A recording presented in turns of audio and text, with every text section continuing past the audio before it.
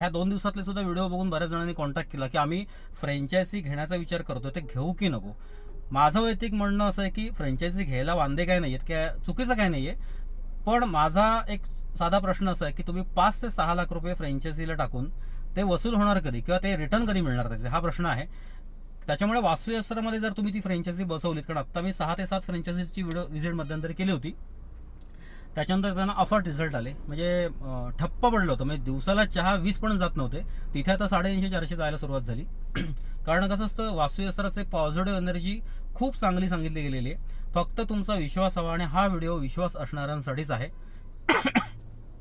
यूट्यूबला माझे व्हिडिओ बरेच प्रसिद्ध झालेले आहेत. फक्त 1.5-2 वर्षाच्या गॅपनंतर मी पुन्हा आता व्हिडिओ सुरू केलेले आहेत लोकांच्या मागणीनुसार.